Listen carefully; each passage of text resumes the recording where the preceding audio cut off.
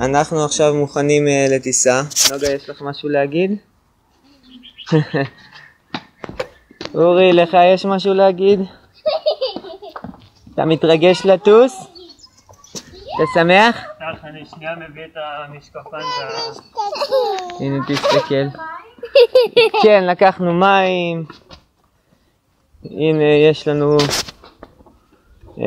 מלא מזוודות פה באוטו. כל המזוודות הצלחנו לארוז. עוד שתי מכוניות שמסיעות אותנו. ראיתם את נוגה ואת אורי.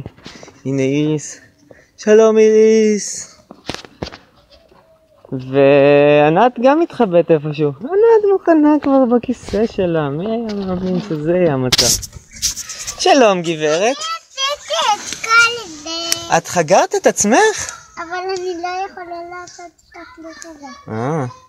תגידי, את רוצה להגיד משהו לכבוד הטיסה? את מתרגשת?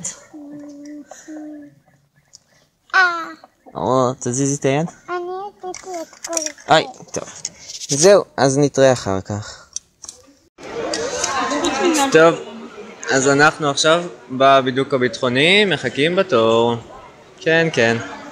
תורים זה אחלה.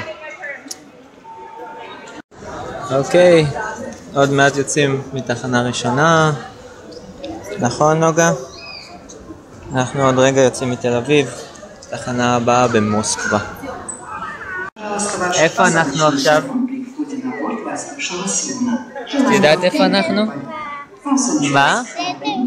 איפה השדה תעופה? איזה שדה תעופה אנחנו? ולאן טסים? לאן טסים? אוי, לאן טסים? נוגה, לאן טסים? ליפן. טוקיו. ליפן? את מרגישה אחרי הטיסה? ענת, איפה את? טוב, ענת פה מתחבאת. אני גם עייף. אנחנו עכשיו בשדה תעופה של טוקיו. הנה בקצה שלחנו את המזוודות שלנו לפנינו. והם יגיעו מחר, כזה נראה מה יהיה בהמשך. ביי ביי.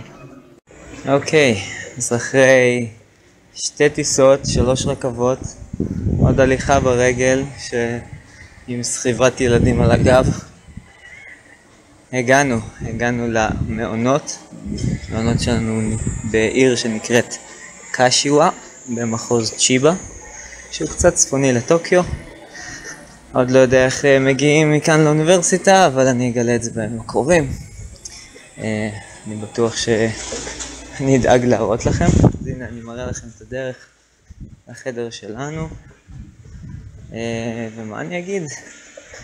יופי של חדר.